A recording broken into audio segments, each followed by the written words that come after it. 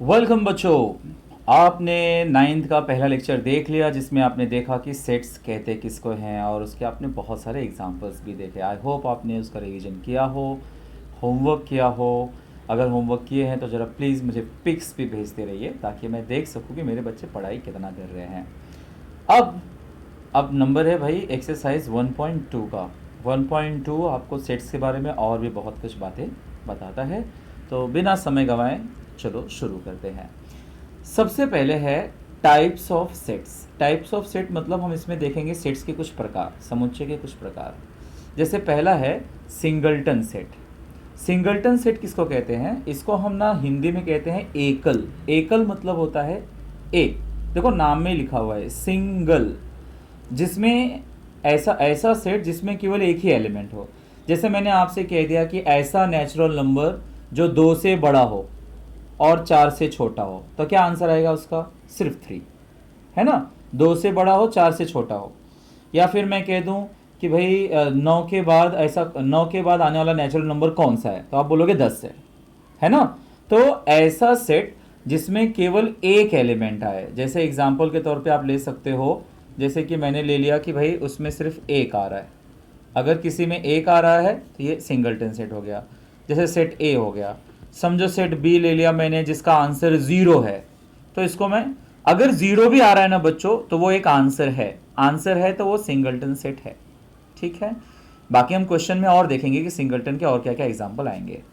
अब जैसे अगला है एम्प्टी सेट। एम्प्टी मतलब ही होता है खाली या नल। नल मतलब पानी वाला नल नहीं। नल मतलब होता है भाई जिसमें कुछ भी ना हो, नील बटा सन्नाटा। तो जैसे अगर मैंने पूछा कि ऐसा नेचुरल नंबर जो 2 से बड़ा हो और 3 से छोटा हो, सोचो कुछ है क्या? 2 से बड़ा क्या होता है? 3 होता है, लेकिन वो तो बोल रहा है 3 से छोटा, तो आएगा 2.5, लेकिन 2.5 कोई नेचुरल नंबर नहीं है। तो ऐसे केस में हम उसको ऐसे खाली छोड़ देते हैं। ऐसे खाली छोड़ देते हैं या फिर ऐसे दिखा देते हैं।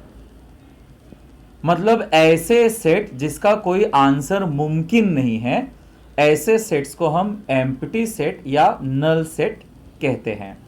ठीक है बच्चों, हिंदी में और डेफिनेशन देखना है तो आपके टेक्स्ट बुक में पेज नंबर 4 पर यही डेफिनेशन हिंदी में भी दिए हुए हैं। तो ठीक है। Finite set. फाइनाइट सेट को क्या कहेंगे? हम इसको कहते हैं सीमित। सीमित समुच्चय मतलब ऐसा समुच्चय जिसका आंसर लिमिटेड हो। जैसे मैंने आपसे कह दिया कि भाई ऐसे नेचुरल नंबर्स लिखो जो 10 से छोटे हों, तो आप क्या करोगे? आप मजबूरी में लिखोगे कि भैया सेट ए का आंसर है 1 2 3 4 5 6 7 8 9, क्योंकि मैंने कंडीशन ही डाल दिया था कि 10 से छोटा होना चाहिए, तो एक लिमिट दे दिया ना मैंने। तो एक लिमिट दे दिया मैंने, तो इसका मतलब अब उससे आगे मैं लिख नहीं सकता। तो ऐसे सेट्स को हम लिमिटेड सेट कह सकते हैं, फाइनाइट सेट कहते हैं, सीमित समुच्चय कहते हैं। इस बात का आप ध्यान रखिए। तो ऐसा सेट जिसके ऑब्जेक्ट्स या जिसके एलिमेंट्स लिमिटेड हो उसे हम फाइनाइट सेट कहते हैं। इनफाइनाइट सेट किसे कहेंगे? इनफाइनाइट का मतलब हो गया अनंत, जिसका कोई लिमिट ही ना हो। अक्सर इसके आंसर में, जैसे मैंने बोल दिया कि सारे नेचुरल नंबर्स, तो सारे नेचुरल नंबर्स में इतना सारा तो लिख नहीं पाऊंगा, मैं थोड़ी देर के बाद बोलूंगा डॉट डॉट डॉट। तो इनफाइनाइट सेट के आंसर में मोस्टली लास्ट में आपको डॉट डॉट डॉट मिल जाएगा। ऐसे ही देखो, आपको पता है ना कैपिटल एन का मतलब नेचुरल नंबर यानी कि प्राकृतिक संख्याएं, डब्ल्यू का मतलब होल नंबर यानी कि पूर्ण संख्याएं, आई का मतलब इंटीजर्स यानी कि पूर्णांक संख्याएं, क्यू का मतलब परिमेय संख्याएं, आर का मतलब वास्तविक संख्याएं, या जो भी संख्याओं के समुच्चय होते हैं वो सब के सब इनफाइनाइट सेट्स होते हैं अगर उसमें कोई कंडीशन ना डाला जाए।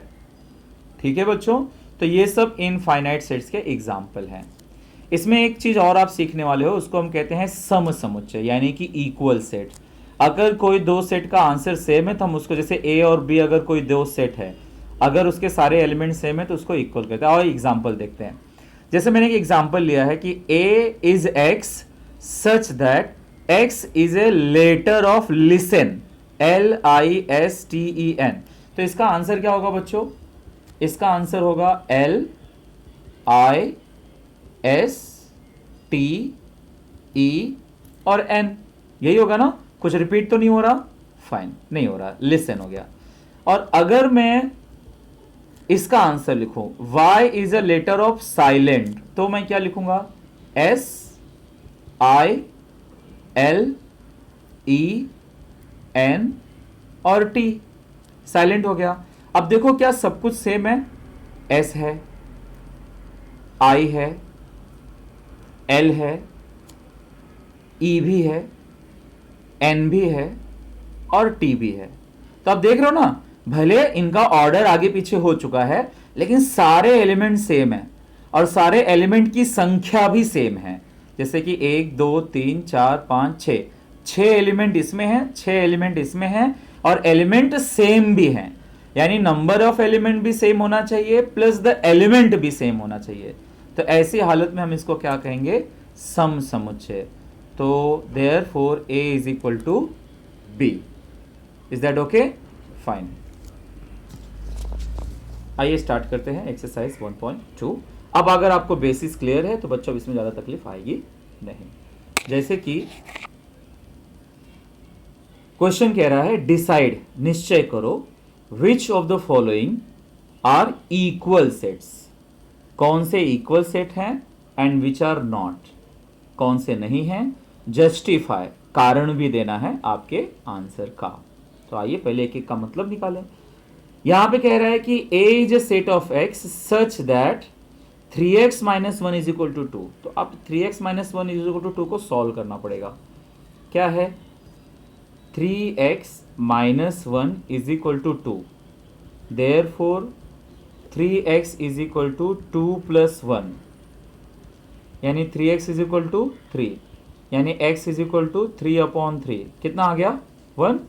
यानी A का आंसर क्या आ गया बच्चों? 1 आ गया। ये ठीक है। अभी देखो B क्या कह रहा है? Set of x such that x is a natural number. ये नेचुरल नंबर तो है but x is neither prime nor composite. x ना तो अभाज्य संख्या है ना तो भाज्य संख्या है।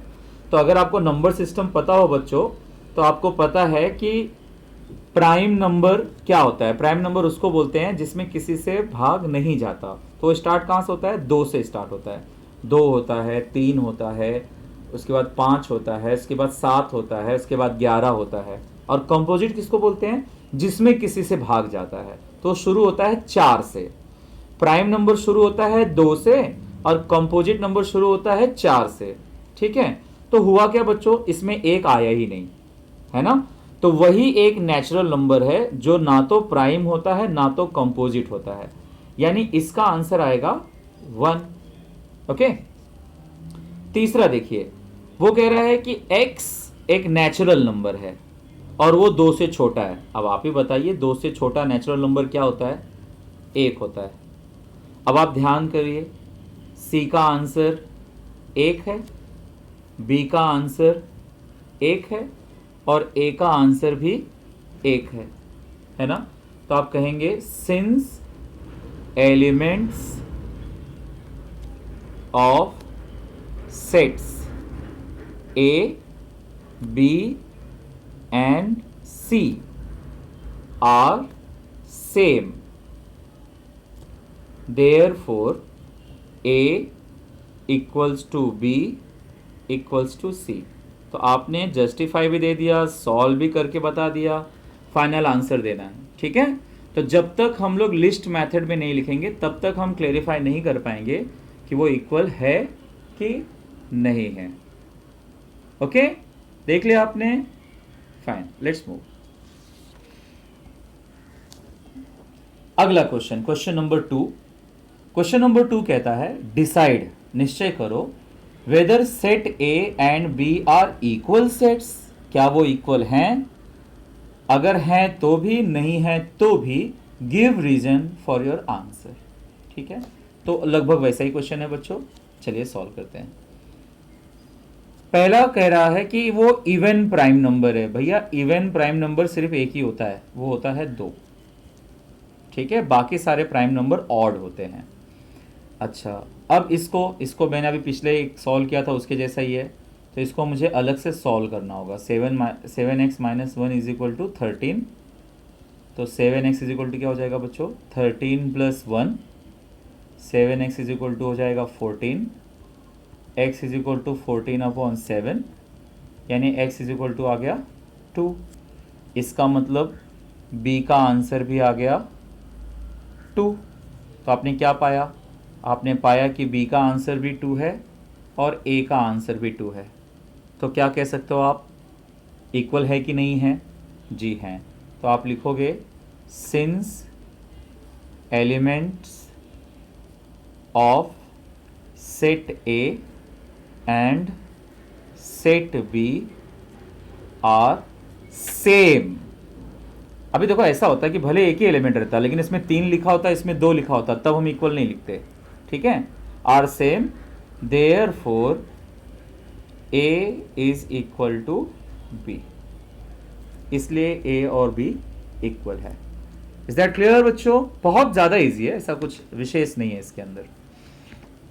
क्वेश्चन नंबर 3, क्वेश्चन नंबर 3 कहता है कि which of the following are empty set. Empty मतलब होता है खाली, जिसका आंसर नहीं आएगा, और आपको रीजन भी बताना है कि क्यों नहीं आ रहा है उसका आंसर। चलिए देखते हैं। A इज इक्वल टू क्या है बच्चों, small a, where a is a natural number smaller than 0। तो आपको कुछ पता है क्या, 0 से छोटा कोई स्मॉलर नंबर नेचुरल नंबर होगा क्या? नहीं, 0 से छोटा -1 होता है, -1 नेचुरल नंबर तो नहीं है, इसका मतलब इसका आंसर मुमकिन नहीं है। तो आप थोड़ा सा रीजन बताओगे। Since there is no natural number